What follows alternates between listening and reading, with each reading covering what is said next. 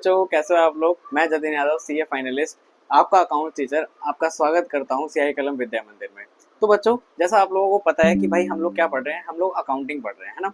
तो अकाउंटिंग जब पहली बार पढ़ी जाती है तो हमेशा क्या पढ़ना चाहिए, उसका बेसिक्स पढ़ना चाहिए, है ना। जैसे कि एग्जाम्पल लेके चलते हैं कि आप लोग जब बचपन में थे तो आप लोग क्या करते थे भाई, जब नई नई लैंग्वेज सीखते थे तो हमेशा हम लोग ABCD, जैसे इंग्लिश सीख रहे हैं तो ABCD से हमने शुरू करा, मतलब कि उसके बेसिक से शुरू करा।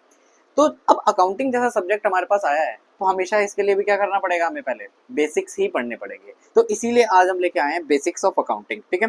ये बेसिक्स ऑफ अकाउंटिंग सिर्फ 11th क्लास के लिए नहीं है, ये हर उसके इंसान के लिए जो अपनी अकाउंटिंग को थोड़ा स्ट्रॉन्ग करना चाहता है, इस बेसिक्स को पढ़ेगा तो हमारे लिए अकाउंटिंग स्ट्रॉन्ग हो जाएगी हमारी, ठीक है। तो बेसिक्स में आते हैं। सबसे पहले बेसिक्स में क्या कहा गया है वो देखते हैं। देखो भाई क्या बोल रहे हैं,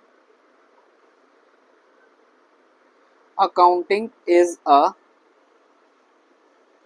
लैंग्वेज। सिंपल सी बात बोलिए, क्या है अकाउंटिंग हमारे पास, अकाउंटिंग इज अ लैंग्वेज। अब अकाउंटिंग इज अ लैंग्वेज का मतलब क्या हुआ, देखो भाई सिंपल सी बात है, कह रहे हैं कि अकाउंटिंग एक भाषा है। भाषा का मतलब क्या हुआ, फॉर एग्जाम्पल अगर मेरे को आपको कोई बात समझानी है तो मैं कोई भाषा का यूज कर रहा हूँ।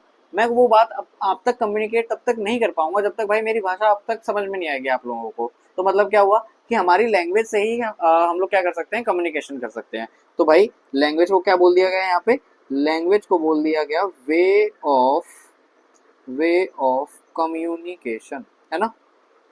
कि अगर आपको कोई बात समझानी है तो आपको क्या करना पड़ेगा, उसका लैंग्वेज को यूज करना पड़ेगा और आप क्या कर सकते हैं, अपनी बात को समझा सकते हैं।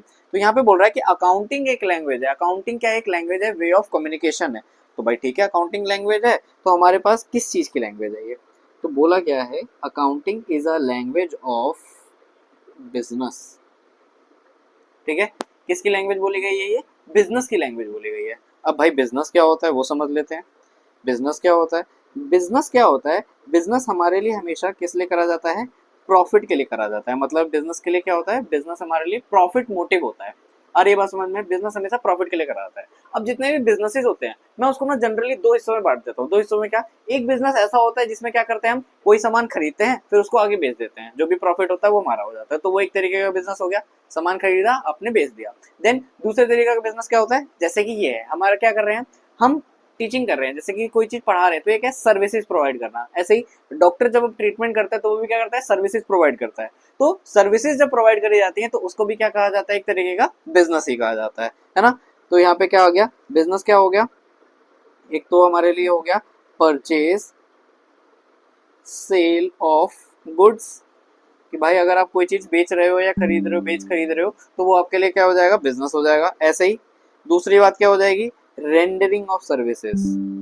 मैंने बोला ना दो बिजनेस होते हैं, तो दूसरी बात क्या हो गई हमारे पास, रेंडरिंग ऑफ सर्विसेज। अब ये रेंडरिंग का मतलब क्या होता है, रेंडरिंग का मतलब बहुत सिंपल सा है, बहुत सिंपल सा कहने का मतलब क्या हो गया भाई, रेंडरिंग का मतलब होता है टू प्रोवाइड, एक सेकेंड, हाँ जी, ये जो रेंडरिंग का मतलब होता है, रेंडरिंग का मतलब क्या होता है, टू प्रोवाइड। तो मतलब आप बिजनेस में क्या कर रहे हैं, अपनी सर्विसेज प्रोवाइड कर रहे हैं, तो उसको बोल दिया जाता है एक बिजनेस का तरीका। क्लियर है बात, बहुत बढ़िया। तो अकाउंटिंग क्या हो गई, accounting is a language of business. Simple सी बात है, बिजनेस की लैंग्वेज है। बिजनेस अपनी इमोशंस, अपनी चीजें बता रहा चाह रहा है, वो किसके जरिए बताएगा, अकाउंटिंग के जरिए बताएगा। ठीक है बात, ओके। तो हमने ये तो सीख लिया अकाउंटिंग का पर्पस क्या है, कि भाई अकाउंटिंग क्यों करी जाती है, ताकि वो बिजनेस की बातों को कम्युनिकेट कर पाए। ठीक है, अब बात करते हैं मेनली हम अकाउंटिंग की। भाई अकाउंटिंग होता क्या है ना।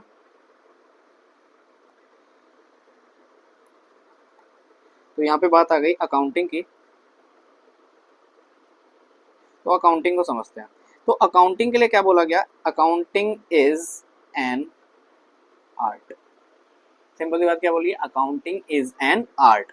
अब भाई बहुत बढ़िया बात बोली यहाँ पे। तो आर्ट का मतलब क्या हो गया हमारे पास, आर्ट का मतलब तो क्या हो गया, कला, है ना। आर्ट का मतलब क्या हो गया हमारे पास, कला। अब ये कला है तो मतलब हमारे पास क्या हो गया भाई, हमारे पास मतलब इसका ये हो गया कि जो हमारे ये छोटे छोटे 11वीं क्लास के जो बच्चे अभी आए हैं, ये हमारे लिए क्या बन जाएंगे, हमारे कलाकार बन जाएंगे, है ना। ये हमारे लिए क्या बन जाएंगे, हमारे कलाकार। तो भाई अकाउंटिंग एक कला है और बाकी जो हमारे बच्चे हैं वो क्या बन जाएंगे, इसके कलाकार। ठीक है बात। तो अकाउंटिंग इज एन आर्ट, किस चीज की आर्ट है वो समझते हैं। तो accounting is an art of recording. Second बात, क्लासिफाइंग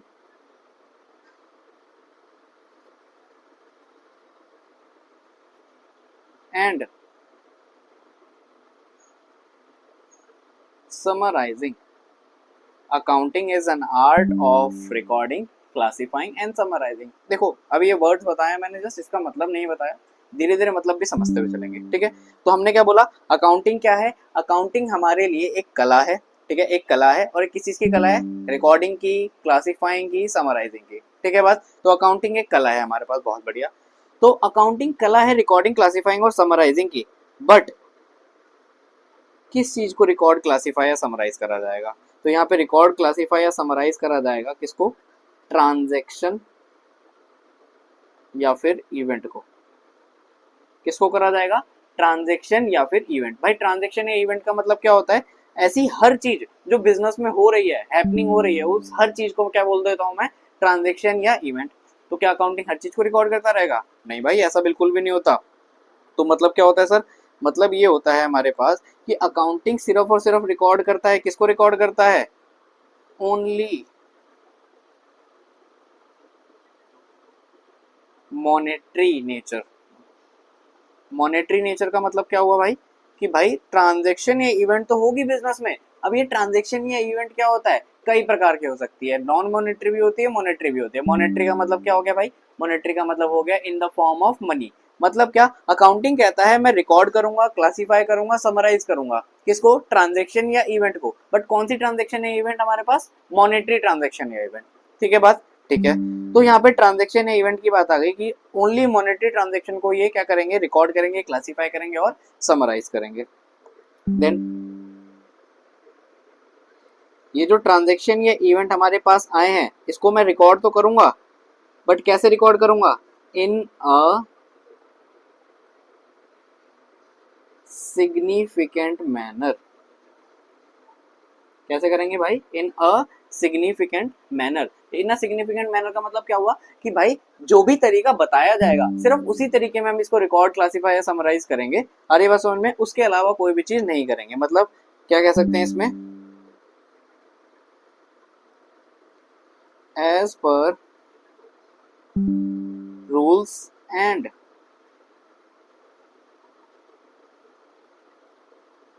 गाइडलाइंस। क्या बोल रहे हैं, as per rules and guidelines. जैसे आपको रूल, जैसे आपकी गाइडलाइंस आपको बताई जाएगी, उसके हिसाब से आपको अकाउंटिंग करनी है, और उसके अलावा कोई भी चीज नहीं करनी है। तो भाई देखो हमने क्या क्या करा, अकाउंटिंग क्या है, एक कला है किस चीज की, रिकॉर्ड करने की, क्लासिफाई करने की, समराइज करने की, ठीक है। अब किस चीज को रिकॉर्ड, क्लासिफाई, समराइज करेंगे, तो हम ट्रांजेक्शन्स को रिकॉर्ड, क्लासिफाई, समराइज करेंगे, ठीक है। और कैसे करेंगे, इन अ सिग्निफिकेंट मैनर, ठीक है बात, बहुत बढ़िया। अभी रिकॉर्ड, क्लासिफाई, समराइज का मतलब बताऊंगा मैं, तब दोबारा समझेंगे। तो इन अ सिग्निफिकेंट मैनर, और लास्ट में क्या करा जाएगा हमारे पास, लास्ट में करा जाएगा एंड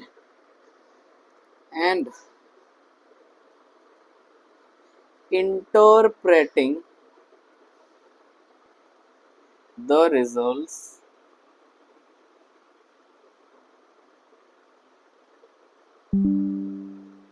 देयर ऑफ।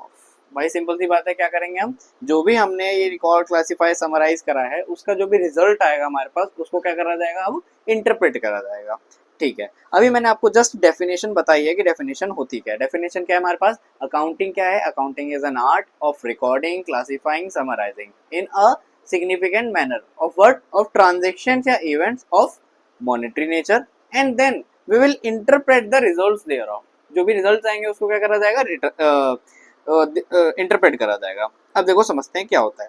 देखो रिकॉर्डिंग का मतलब क्या हुआ, जब भी कोई बिजनेस में ट्रांजैक्शन या इवेंट होता है, मतलब कि कोई भी मॉनेटरी ट्रांजैक्शन या इवेंट होता है बिजनेस में, तो जैसे ही होगा मैं उसको क्या कर लूंगा, रिकॉर्ड कर लूंगा। मतलब कि मैं उसको लिख लूंगा एक जगह पे। मतलब क्या हुआ, कि भाई अगर कोई ट्रांजैक्शन या इवेंट आई, तो मैंने अपनी एक नोटबुक निकाली, वहां पे लिख दिया। मान लो मैंने कोई चीज परचेज करी, मैंने कार परचेज करी, मैंने कार जैसी परचेज करी मैंने अपने पास लिख दिया। अगले दिन जाके मैंने लोन ले लिया, तो मैंने लोन को भी लिख दिया। फिर मैंने अगले दिन सेल कर दी, तो मैंने सेल को भी लिख दिया। जब मैं इन सब चीजों को लिख रहा हूँ, तो वो मेरे लिए क्या कहलाया जाएगा, रिकॉर्डिंग। क्लियर है बात। अब जब मैंने उन सब चीजों को एक जगह पेज पे लिख लिया भाई, तो एक जगह पेज पे लिखने से मेरे को सारी अकाउंटिंग तो समझ में आएगी नहीं। मेरे को क्या करना पड़ेगा, उनको अपनी अपनी चीजों पे अलग अलग लिखना पड़ेगा। जैसे परचेज वाली चीजें सारी अलग कर दी, सेल वाली चीजें सारी अलग कर दी, मैंने लोन लिया उसको अलग कर दिया, तो मैं क्या कर पाऊंगा, एट द लास्ट मैं देख पाऊंगा कि भाई मेरे पास कितनी परचेजेज हैं, कितने सेल्स हैं, कितने मेरे पास मेरे लोन हैं। आ रही बात समझ में? तो उसको क्या बोला जाता है, उसको बोला जाता है क्लासिफाई करना। ठीक है, मतलब कि हमने पहले रिकॉर्ड करा, सारी चीजें एक जगह रिकॉर्ड कर ली, देन क्या करेंगे, जैसा उनका नेचर है उस नेचर के अकॉर्डिंग उनको अलग अलग जगह पे लिख दिया जाएगा, अलग अलग अकाउंट्स में लिख दिया जाएगा। ठीक है, उसको बोलते हैं क्लासिफिकेशन ऑफ अकाउंट्स। क्लियर है बात? ठीक है, फिर क्लासिफिकेशन करने के बाद हम क्या करते हैं, क्लासिफिकेशन करने के बाद सारी चीजों का समराइजेशन करते हैं। समराइजेशन का मतलब क्या हुआ भाई, जैसे कि मान लो पूरा अकाउंट बनाया मैंने पूरे साल का, ठीक है, अब पूरे साल के अकाउंट के बाद मुझे पता चला, एक परचेज अकाउंट बना रहा था कि मैंने साल में 10 लाख रुपए की परचेज करी है। ठीक है, कितने की परचेज करी, 10 लाख रुपीज की परचेज करी है। अब ये जो 10 लाख रुपीज की परचेज है, मैं सबको एक एक करके लिखूंगा तो वो बात अलग हो जाएगी। मैं क्या कहूंगा, मैंने पूरे साल की एक बार परचेज उठा ली, कितने रुपीज की हो गई, 10 लाख की, अलग रख दिया। फिर मैंने सेल वाला उठाया, मैंने सेल कर दी 15 लाख रुपए की, भाई 15 लाख की सेल कर दी, वो अलग उठा के लिख दी। अगर मान लो सिर्फ दो ये अकाउंट है, दो अकाउंट है, तो मैंने क्या करा, मैंने अपनी सेल 15 लाख की लिख दी और मैंने अपनी परचेज 10 लाख की लिख दी, कि मैंने खरीदा सामान 10 लाख रुपए का, बेच दिया 15 लाख रुपए का, तो मैं पूरे साल का बता सकता हूँ ना भाई कि मेरे को क्या हुआ, मेरे को 5 लाख रुपए का प्रॉफिट हो गया। आ रही बात समझ में? तो यहाँ पे 5 लाख रुपए का प्रॉफिट मेरे को कैसे पता चल रहा है, कि मैं अपने ट्रांजेक्शन को रिकॉर्ड कर रहा हूँ सबसे पहले, फिर क्लासीफाई कर रहा हूँ, देन उसके बाद लास्ट में हमारे पास क्या लिखा हुआ है, समराइज कर रहा हूँ। क्लियर है बात? ये सारी की सारी चीजों के करने के बाद मैं क्या करता हूँ, अपने रिजल्ट्स को, अपने जो भी मेरे पास रिजल्ट्स आते हैं उस रिजल्ट्स को मैं क्या करूंगा, इंटरप्रेट करूंगा, मतलब कि एनालाइज करूंगा। ठीक है, अब इसको इसमें भी देख लेते हैं। जैसे कि जो भी हमारा ये है रिकॉर्डिंग वाला पार्ट हमारे पास अकाउंटिंग में होता है, इसका नाम दिया गया है जर्नल। मतलब रिकॉर्डिंग कहाँ करेंगे हम, जर्नल में रिकॉर्डिंग करेंगे। ठीक है, दूसरी बात क्या बोली गई है, क्लासीफाइंग। तो क्लासीफाइंग हम कहाँ करते हैं, क्लासीफाई करते हैं हम लेजर में। हमारे पास अकाउंट है, नाम है बस कि एक जर्नल अकाउंट बनता है, एक लेजर अकाउंट बनता है। जर्नल में हम आते ही सारी ट्रांजेक्शन को रिकॉर्ड कर लेते हैं, देन उन्हीं ट्रांजेक्शन को हम आगे कैरी फॉरवर्ड कर देते हैं लेजर में, जो कि क्या हो जाती है, क्लासीफाई हो जाती है। और लास्ट में समराइज कर देते हैं कहाँ पे, ट्रायल बैलेंस में, ट्रायल बैलेंस में। ठीक है बात? अब इसके बाद क्या बोला, ट्रांजेक्शन या इवेंट हो रही है, मॉनेटरी ट्रांजेक्शन या इवेंट, उन सबको रिकॉर्ड करेंगे, क्लासीफाई करेंगे, समराइज करेंगे, दैट्स इट। क्लासीफाई समराइज करने के बाद जो भी हमने सिग्निफिकेंट मैनर में करा ये सब, उसके बाद मेरे पास कुछ ना कुछ रिजल्ट आएगा। अब रिजल्ट बिजनेस में कैसा आ सकता है, मैंने आपको बताया था, या तो बिजनेस का मोटिव जो है वो पूरा हो जाए, उसको प्रॉफिट हो गया बिजनेस में, या फिर बिजनेस में क्या हो जाए, लॉस भी हो सकता है। तो रिजल्ट कैसा भी आ सकता है बिजनेस का, चाहे वो प्रॉफिट हो, चाहे वो क्या हो जाए, लॉस हो जाए। इसीलिए हम इस प्रॉफिट या लॉस को लास्ट में क्या करते हैं, इंटरप्रेट करते हैं, मतलब कि एनालाइज करते हैं। अब एनालाइज करने का मतलब क्यों करना है भाई एनालाइज, क्योंकि मान लो मेरा 10 लाख रुपए का लॉस हो गया एग्जाम्पल के रूप में, अगर 10 लाख रुपए का लॉस हो गया, जब तक मैं यही नहीं जानूंगा कि भाई मेरा लॉस क्यों हो रहा है, तब तक मैं आगे उसको नहीं बढ़ा सकता, अपने लॉस को प्रॉफिट में कन्वर्ट नहीं कर पाऊंगा। तो इसीलिए उसको एनालाइज करा जाता है और ये जाना जाता है कि भाई हम इस लॉस को प्रॉफिट में कैसे कन्वर्ट करें, या फिर प्रॉफिट हुआ है तो उसको और कैसे ज्यादा बढ़ा सकें, तो इसीलिए एनालाइजेशन होता है। तो ये है हमारे पास अकाउंटिंग की डेफिनेशन। क्या बोल रहा है, अकाउंटिंग क्या है, एक accounting is an art, art of recording, classifying and summarising of transaction and events of monetary nature, transaction of event और monetary nature and in a significant manner. जो भी सिग्निफिकेंट मैनर होगा, गाइडलाइंस आपको बताई जाएगी, उसके अकॉर्डिंग करना है। और लास्ट में जो भी आपका रिजल्ट आएगा, चाहे वो प्रॉफिट आए चाहे वो लॉस आए, उसको आपको क्या करना है, अपना एनालाइज कर लेना है। बहुत बढ़िया बात हो गई भाई। तो ये तो हमने पढ़ लिया अकाउंटिंग के बारे में, डन है। अब अकाउंटिंग के ही पर्पज से जो हम अकाउंटिंग का बेसिक्स पढ़ रहे हैं, इसमें हमारे पास एक और चीज आती है जिसको बोलते हैं क्या, प्रोसेस। ठीक है, क्या बोला जाता है, प्रोसेस ऑफ अकाउंटिंग, एसी उसका अकाउंट्स का शॉर्ट फॉर्म हो गया, प्रोसेस ऑफ अकाउंटिंग। तो भाई प्रोसेस ऑफ अकाउंटिंग में हमारे पास कुछ स्टेप्स होते हैं। तो यहाँ पे आ गया हमारे पास सबसे पहला स्टेप नंबर 1। ठीक है, सबसे पहला क्या आ गया, स्टेप नंबर 1। सिंपल सी बात है, हम कभी भी अकाउंटिंग करने जाएंगे, these steps are to be followed, मतलब कि ये स्टेप्स फॉलो करोगे आपकी पूरी अकाउंटिंग आसानी से हो जाएगी। क्या स्टेप्स हैं, सबसे पहले क्या करा जाता है, सबसे पहले यहाँ पे आइडेंटिफाई करा जाता है। आइडेंटिफाई, किस चीज को आइडेंटिफाई करेंगे भाई, identify the monetary transactions her monetary transaction को आप क्या करोगे, आइडेंटिफाई करोगे, मतलब पहचानोगे कि कौन सी मॉनेटरी है, कौन सी नॉन मॉनेटरी है। क्यों भाई, क्योंकि जो भी हमारा बिजनेस है वो क्या कहता है, बिजनेस तो ये कहता है, अकाउंटिंग क्या कहती है कि किसको रिकॉर्ड करा जाएगा, सिर्फ और सिर्फ ओनली मॉनेटरी नेचर की ट्रांजेक्शन को रिकॉर्ड करा जाएगा। तो इसीलिए हम प्रोसेस में क्या ध्यान रखेंगे कि पहले हम आइडेंटिफाई कर लें कि कौन सी ट्रांजेक्शन मॉनेटरी है, कौन सी ट्रांजेक्शन मॉनेटरी नहीं है। मॉनेटरी का मतलब in the form of money, जिसमें पैसा इन्वॉल्व है, जिसमें पैसा इन्वॉल्व नहीं है। ठीक है बात। फिर स्टेप नंबर 2 में हमने स्टेप नंबर 1 में क्या करा, ट्रांजेक्शन पहचान ली कौन सी ट्रांजेक्शन मॉनेटरी है या नहीं है। नॉन मॉनेटरी को तो बिल्कुल छोड़ दो।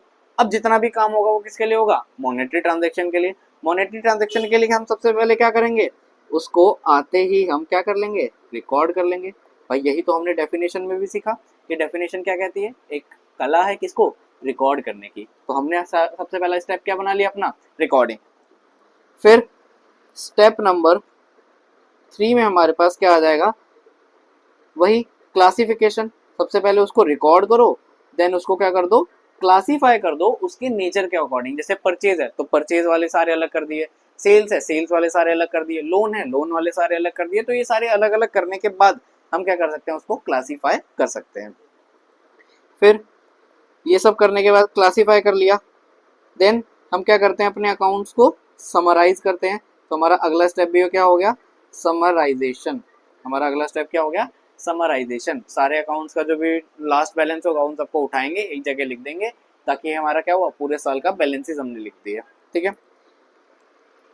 देन लास्ट स्टेप हम क्या करते थे, डेफिनेशन में ही लिखा है भाई कि समराइजेशन वगैरह करने के बाद आप क्या करोगे, लास्ट में एनालाइजेशन करोगे। एनालाइजेशन का मतलब समझते हो ना, कि जो भी आपका प्रॉफिट या लॉस आया उसको क्या करेंगे, एनालाइज करेंगे कि क्यों आया, कैसे आया, क्या और बढ़ाया जा सकता है, प्रॉफिट को नहीं बढ़ाया सकता है तो क्या करेंगे, सब चीजें देखी जाती हैं। तो ये हमारी क्या है, प्रोसेस ऑफ अकाउंटिंग। ठीक है बात, 5 स्टेप है हमारे पास ये, और ये 5 स्टेप को फॉलो करके आप क्या कर सकते हो, अपनी पूरी की पूरी अकाउंटिंग कर सकते हो। जिंदगी भर में आपको ये 5 ही स्टेप फॉलो करने हैं, पूरी हमेशा हमेशा आप 5 स्टेप फॉलो करोगे। ठीक है। अब for the purpose of 11th class हम देख लेते हैं क्या क्या चीजें हैं। जैसे कि हमारे पास यहाँ पे क्या आएगा, ये जो आइडेंटिफाई करने वाला स्टेप है हमारे लिए, तो यहाँ पे कोई भी चैप्टर नहीं है, तो हम बोल देंगे नो स्पेसिफिक चैप्टर। कोई भी स्पेसिफिक चैप्टर नहीं है, मतलब कि यहाँ पे आपको इसके लिए कोई चैप्टर नहीं पढ़ना, ये तो हर कोई बच्चा बच्चा बता देगा। जैसे कि मान लेते हैं मैंने कार परचेज करी, तो बताओ इसमें पैसा इन्वॉल्व है या नहीं है। बहुत सिंपल सी बात है, ऑफ कोर्स मैं कार परचेज करूंगा तो मेरे को सामने वाले को पैसा तो देना ही पड़ेगा। इसी जगह मैंने क्या कर दिया, मैंने अपने मीटिंग्स कर ली, मैंने क्या करा, अपने एम्प्लॉयज को बुलाया और वहां पे क्या करा, मीटिंग कर ली। तो एम्प्लॉयज के साथ मीटिंग करते टाइम क्या कोई मॉनेटरी ट्रांजेक्शन हुई, नहीं भाई, हम लोग तो सिर्फ बात कर रहे थे, बात करने से कोई मॉनेटरी ट्रांजेक्शन नहीं हुई। बट हो सकता है वो मेरे बिजनेस को बेनिफिट दे, तो बिजनेस के लिए तो हुई है वो, बट अकाउंटिंग के पर्पज से किसी काम के लिए नहीं है। ठीक है। तो यही देखा जाता है कहाँ पे, आइडेंटिफिकेशन ऑफ मॉनेटरी ट्रांजेक्शन में। क्लियर है बात, बहुत बढ़िया। तो अगला आ गया हमारे पास रिकॉर्डिंग। रिकॉर्डिंग के लिए क्या है हमारे पास, रिकॉर्डिंग के लिए है चैप्टर नंबर 8, जिसका नाम क्या है, अभी बताया था मैंने, रिकॉर्डिंग कहाँ करी जाती है, जर्नल में। तो चैप्टर नंबर 8 में हम क्या सीखेंगे, जर्नल सीखेंगे। फिर क्लासिफिकेशन के लिए हमने अभी बात करी थी कि हमारे पास क्या है, लेजर है, और लेजर का चैप्टर नंबर क्या है, लेजर का चैप्टर नंबर है 9। तो चैप्टर नंबर 9 में हम सीखेंगे कि भाई क्लासिफिकेशन कैसे करते हैं। फिर समराइजेशन, समराइजेशन मेनली होती है हमारी चैप्टर नंबर 14 में, जो कि हमारे पास ट्रायल बैलेंस। ठीक है बात। तो चैप्टर नंबर 14 में हम क्या सीखेंगे, ट्रायल बैलेंस सीखेंगे। और हमारे पास ये जो एनालाइजेशन का पार्ट है, ये 11th में नहीं है, ये जनरली हम क्लास 12th में पढ़ेंगे भाई।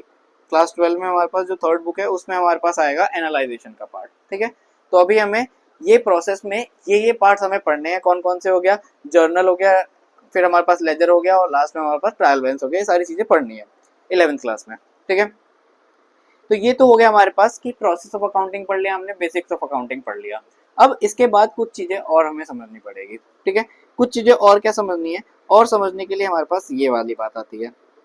हमने ऊपर डेफिनेशन में सारी बातें तो सीख ली थी, कुछ बातों को छोड़ के। कुछ बातें क्या, ट्रांजेक्शन या इवेंट के बारे में। किसके बारे में पढ़ेंगे अब, ट्रांजेक्शन या फिर इवेंट के बारे में पढ़ेंगे भाई। ट्रांजेक्शन या फिर इवेंट का मतलब क्या होता है वो देखते हैं।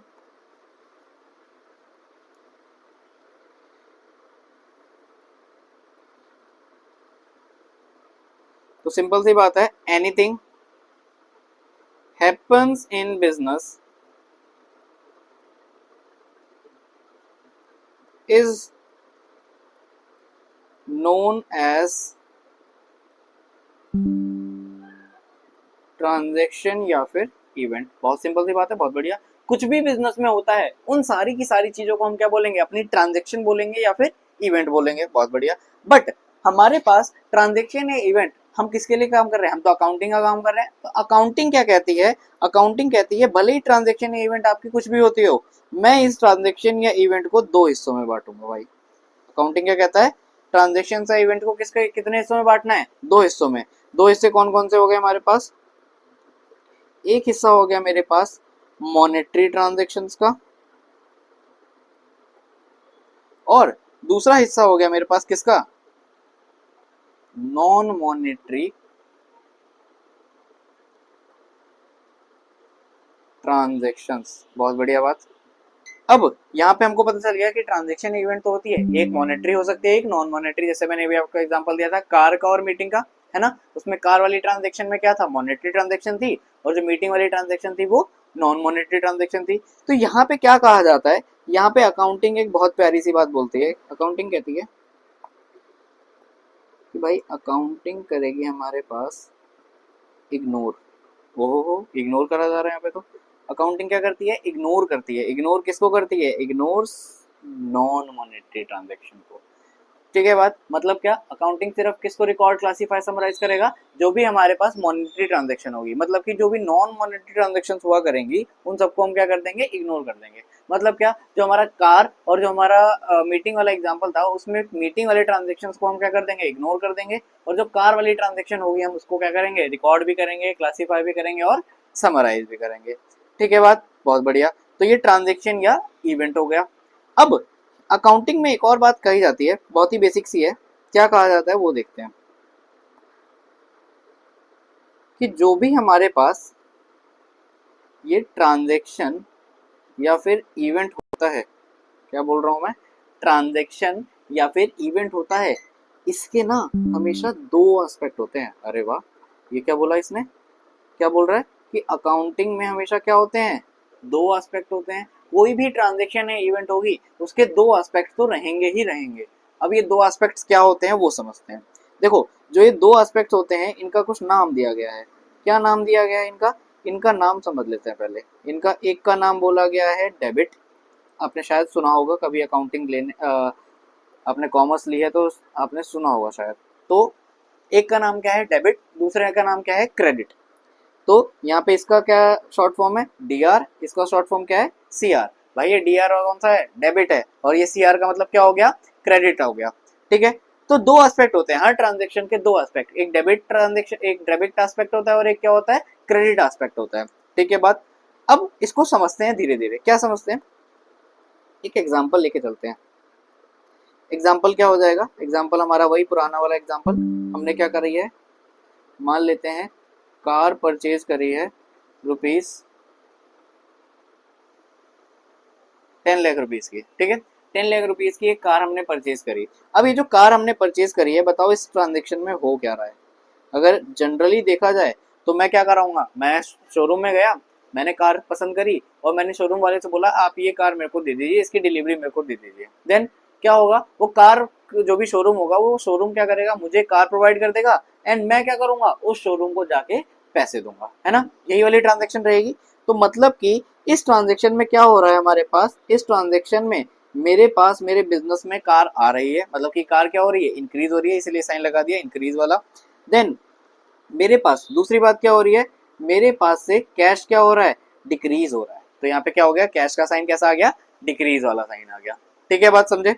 तो यहाँ पे जो कार इंक्रीज हो रही है वो भी कितने रुपए की है, 10 लाख रुपीज की, और मेरे पास जो कैश जा रहा है वो भी कितने का है, 10 लाख रुपीज का। तो यही तो हमारे पास क्या बोल रहा है, डुअल एस्पेक्ट। डुअल एस्पेक्ट भी क्या कहता है कि हमेशा ट्रांजेक्शन में दो एस्पेक्ट होंगे, एक डेबिट होगा और एक क्रेडिट होगा।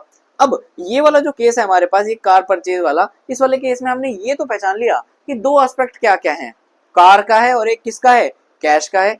बट इन ट्रांजेक्शन में अभी मेरे को ये नहीं समझ में आएगा कि भाई मेरा कार का डेबिट करूं या फिर कैश को डेबिट करूं, है ना।